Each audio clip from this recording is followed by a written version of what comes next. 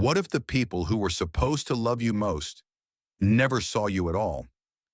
Imagine growing up in a house where every smile, every hug, every moment of pride was reserved for someone else. Not because you weren't good enough, but because, in their eyes, you were never enough. This is the story of Ellie Morgan, a woman who fought to be seen, who carried a wound no one could see, and who discovered that sometimes the family you build is stronger than the one you're born into. Buckle up, because this tale of heartbreak, betrayal, and redemption will leave you questioning everything you thought you knew about love, loyalty, and what it means to stand up for yourself. Let's dive in. Ellie Morgan grew up in a modest rancher-style home in Boise, Idaho, a city where the mountains loom like quiet sentinels and neighbors wave like they've known you forever. From the outside, the Morgans were the picture of small-town perfection. Tom, a high school math teacher, Linda, a part-time nurse, and their two daughters, Ellie, the eldest, and her younger sister, Chloe. But inside those beige walls, a silent divide was growing, a divide that would shape Ellie's life in ways she never expected. Ellie was 7 when she first felt it. It was her birthday, a chilly October afternoon. Her mom brought home a grocery store cake, slightly lopsided, with 7 candles flickering weakly. "Make a wish, sweetie," Linda said, distracted, as she checked her phone. No balloons, no streamers, just Ellie, her parents, and a Polaroid camera that barely worked. Ellie closed her eyes, wishing for a day where she felt special. When she opened them, her dad was already clearing the table, and her mom was talking about Chloe's upcoming preschool play. Ellie forced a smile, but inside something cracked. Fast forward 3 months to Chloe's 4th birthday. The backyard transformed into a fairy tale kingdom. A bounce house bobbed in the corner, a cotton candy machine hummed, and a woman dressed as a glittery mermaid sang Chloe's name like she was royalty. 20 kids from the neighborhood ran wild, their laughter echoing. Ellie, still a kid herself, stood on the porch, clutching a juice box, watching her sister be crowned the center of the universe. When she asked her mom, "Why don't I get parties like that?" Linda laughed softly. "You're older now, Ellie. You don't need all this fuss." But she did. She was 8 years old, still dreaming of tiaras and applause, still wanting someone to look at her and say, "You're special." That moment planted a seed of doubt that would grow into a forest of pain. As the years passed, the pattern solidified. Chloe was the golden child, the one who could do no wrong. Ellie, she was the responsible one, the one who had to understand. When Ellie saved up 6 months' worth of allowance to buy a pair of rollerblades, Chloe saw them, cried, and within hours their parents returned with a shiny new pair for her, twice as expensive. "You're the big sister," Linda said when Ellie protested. "You should share." Ellie swallowed her anger, but it settled in her chest like a stone. In middle school, Ellie threw herself into volleyball, earning a spot as team captain. She practiced until her knees ached, hoping her parents would show up to cheer her on. At the championship game, she scanned the bleachers, heart pounding. Empty. Later, her mom called.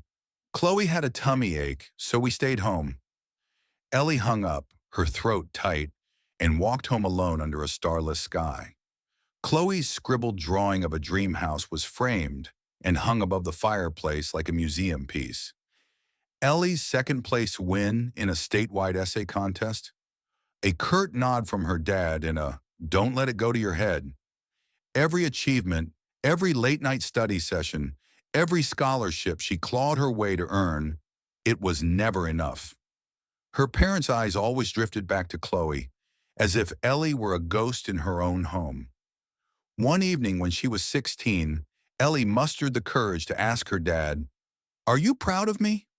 Tom looked up from his newspaper, eyebrows raised, as if she'd asked for the moon. "You don't need me to tell you you're good, do you?" he said. Ellie nodded, but inside it felt like the air had been sucked out of the room. She went to bed that night and cried into her pillow, muffling the sound so no one would hear. High school was Ellie's rebellion, not against her parents, but against their indifference. She decided to be so undeniable, so exceptional that they'd have to see her. She joined the debate team, wrote for the school paper, and enrolled in a STEM program for gifted students. While her friends partied, Ellie mapped out her future. Perfect grades, extracurriculars, college applications. She stayed up until 2 a.m., finishing AP assignments, spent weekends volunteering at the local animal shelter, and practiced her college essays until they were flawless. Every time she aced a test or got accepted into a prestigious summer program, she'd rush home, heart racing, hoping for a well done. But her parents' reactions were always the same: a distracted, "that's nice," or a warning not to get too full of yourself. Meanwhile, Chloe got a C- on a history quiz, and Linda took her out for ice cream to celebrate her effort. Tom beamed, saying, "History was my worst subject, kiddo. You're already ahead of me." Ellie stood in the kitchen, gripping a glass of water so tightly she thought it might shatter. It wasn't Chloe's fault. She was just a kid, unaware of the pedestal she'd been placed on. But the unfairness burned. Ellie wasn't jealous of Chloe's things. She was jealous of the feeling of being believed in, a feeling she only knew from novels and movies. Her breaking point came in her junior year. The principal invited her to a statewide leadership conference, one of only 10 students selected in Idaho. She wrote the application herself, polished her essay, and aced 3 rounds of interviews. When she brought the acceptance letter home, her dad barely glanced at it. "Don't forget to take out the trash if you're going to be gone," he said. "Your mom can't do everything." Meanwhile, when Chloe wanted to join a dance class, her parents bought her a new leotard and paid for private lessons. Ellie learned to drive in her aunt's beat-up Honda, practicing in an empty Walmart parking lot after her shifts at a local diner. Chloe? She got a used Jeep and a professional instructor. Ellie wasn't surprised anymore, but the hurt never dulled.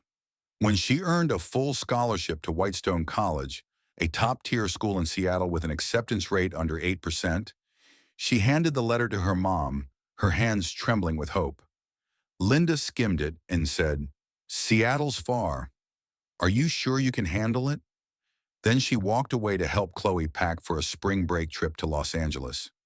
That was the moment Ellie realized, no matter how hard she tried, she'd never be the daughter her parents chose to see.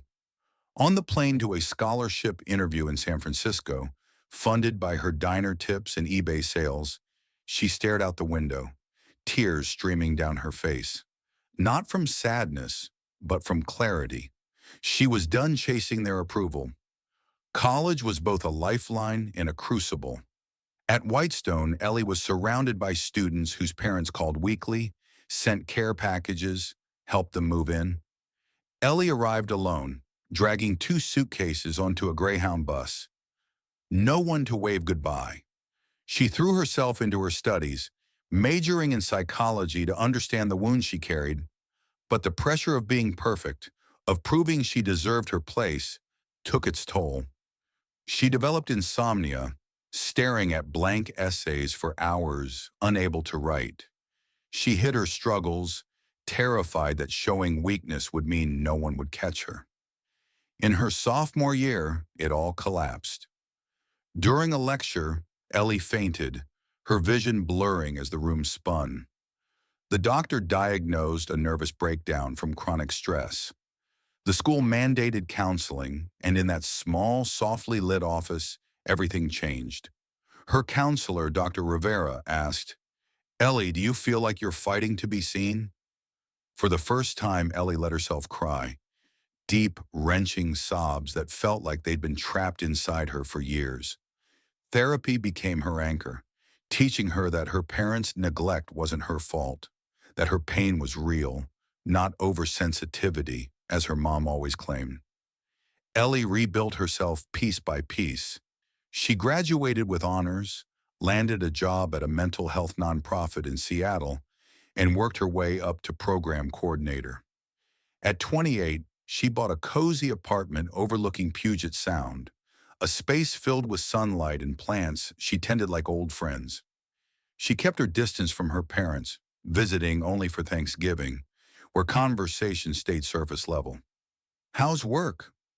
Chloe's starting a new blog. Her dad barely spoke, and Ellie learned to stop expecting him to. Then came the call that changed everything. It was a rainy April morning when her Aunt Susan called, her voice trembling. Ellie, your grandpa passed last night, in his sleep. Ellie's heart stopped. Grandpa Jack had been her rock, the only one who made her feel truly seen. When she told him about her Whitestone scholarship, he'd hugged her and said, "You're my pride, Ellie. No one can take that from you." Those words had carried her through her darkest days. The funeral was quiet, heavy with unspoken tensions. Ellie stood by Grandpa Jack's photo, her hand on her grandmother Ruth's shoulder. Chloe was there, polished as ever, but Ellie couldn't tell if her red eyes were from grief or something else. A week later, the family gathered for the will reading. Ellie expected nothing. She'd never thought about inheritance. But when the lawyer, Mr. Callahan, read the will, the room froze. All personal assets, including real estate, investments, and savings, shall be equally divided among my 3 grandchildren, Ellie Morgan, Chloe Morgan, and Caleb Andrews. The total value, approximately $1.8 million, grants each $600,000. Ellie's breath caught. Not because of the money, but because Grandpa Jack had seen her, equally, unequivocally. Her parents' faces tightened, and Ellie knew trouble was coming. That night, Tom and Linda showed up at her apartment. Ellie poured tea, her hands steady but her stomach in knots. Her dad spoke first. "Ellie, we think it's only fair if you give your share to Chloe. She's struggling. Her influencer career isn't taking off, and she just lost her part-time job. You're doing fine. You don't need it." Ellie stared, stunned. Her mom avoided her gaze, twisting her scarf. "You've got your job, your place. Chloe has nothing." "Nothing?" Ellie's voice was low, shaking. "Grandpa chose to split it equally. That was his decision." Linda's eyes flashed with disappointment. "You're being selfish, Ellie. If Grandpa knew Chloe's situation, he'd want you to help her." Ellie stood, her voice breaking. "If Grandpa wanted Chloe to have it all, he'd have said so. This is his choice, not yours." Tom slammed his hand on the table. "We raised you, fed you, paid for your braces, and now you're turning your back on your sister?" Ellie laughed, a sharp, joyless sound. "Did you forget who worked at 15 to buy her own clothes? Who paid for college when the scholarship wasn't enough? Who built this life alone while you gave Chloe everything?" Silence. Then Ellie said, "Maybe it's time I stop begging to be part of a family that doesn't want me." They left, the door closing with a soft click that echoed like a gunshot. Ellie sat alone, tears falling, but something inside her shifted. She was free. 3 days later, an email from Mr. Callahan's office arrived. Temporary change of will, executor notification. Her father had been appointed executor and was petitioning to review the distribution, claiming Grandpa Jack had been mentally unfit. Ellie's blood ran cold. They were trying to rewrite her grandfather's wishes. She called Grandma Ruth, who answered with a steely calm. "I know, Ellie, and I'm not letting this happen." That afternoon at Ruth's cozy Spokane home, she handed Ellie a folder. "Years ago, your dad tried to convince Jack to leave everything to Chloe, said you were independent and she was fragile. Jack refused. He said, 'I have 3 grandchildren and none is worth less than the others.'" Ruth pulled out the will, pointing to a clause. "Any attempt to alter this distribution forfeits the challenger's share." She handed Ellie a USB drive. "This has Jack's recorded statement and his notes. Use it." The next week was a battlefield. Tom emailed relatives claiming Grandpa Jack was confused. Linda posted vague Facebook updates about greedy family members. Ellie stayed silent, forwarding Ruth's documents to Mr. Callahan. At an emergency meeting, the lawyer announced, based on evidence, including audio recordings, there's no basis for diminished capacity claims. Per Clause 8, Tom Morgan is removed as executor. Tom's face drained of color. Linda stared, stunned. Ellie looked at Ruth, who nodded. She'd won, not just the money, but her grandfather's truth. The money hit Ellie's account a week later, $600,000. She sat in her apartment, sunlight glinting off the water outside, and felt, not joy, but peace. She drove to Ruth's that evening, hugging her tightly. Over homemade lasagna and Grandpa Jack's favorite jazz, Ruth showed her a box of keepsakes, Ellie's high school articles, her scholarship letter, her graduation photo. He followed every step, Ellie, Ruth said. He split the money equally because he believed you deserved a fresh start. But the story wasn't over. Chloe called 2 nights later, her voice trembling. Ellie, Mom and Dad want me to sign papers to transfer my share to them. They say it's for tax reasons. I said no, and Mom told me I'm not her daughter anymore. Ellie listened, heart racing. Chloe was waking up. A week later, Ellie was kicked out of the family group chat. Rumors spread. Neighbors whispered she'd manipulated Grandpa Jack. Tom emailed her lawyer claiming Ellie was unfit to inherit. Ellie didn't flinch. She had Ruth, the truth, and a growing sense of her own worth. Then Chloe showed up at her door, eyes swollen, no makeup, just herself. I'm sorry, she said, voice breaking. Not just for what they did, but for not speaking up. I knew they treated you differently. I was too scared to say anything. Ellie nodded, understanding. Chloe had been a prisoner of their parents' love too. Chloe revealed she'd enrolled in community college, studying social work to help kids from broken homes. I want to be like you, she said, someone who stands up. Ellie felt no triumph, only lightness. For the first time, they saw each other clearly. They started meeting weekly, walking around Puget Sound, talking about Grandpa Jack, their childhood, the weight of their parents' choices. Chloe admitted, I was jealous of you. You were free to choose your life. I only knew how to follow theirs. Ellie helped pay Chloe's tuition, not out of duty, but because she believed in her. Ellie used her inheritance to pay off her student loans, renovate her apartment, and start a passion project. Open Arms, a support group for adults healing from familial favoritism and emotional neglect. She led sessions, invited therapists, and created a space where people could share without judgment. A man in his 50s spoke of being overshadowed by his brother. A young woman admitted she'd never pursued her dreams because her parents called them silly. Each story echoed Ellie's, and she realized her pain had a purpose. Today, Ellie is 32, a licensed counselor running Open Arms full-time.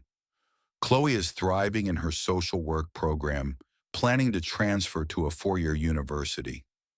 They're not just sisters, they're allies, rebuilding a bond their parents tried to break. Ruth remains their anchor, her quiet strength a reminder of Grandpa Jack's love. Ellie's parents haven't reached out. She doesn't expect them to. She set boundaries. No calls after 8 p.m., no engaging with blame-filled texts.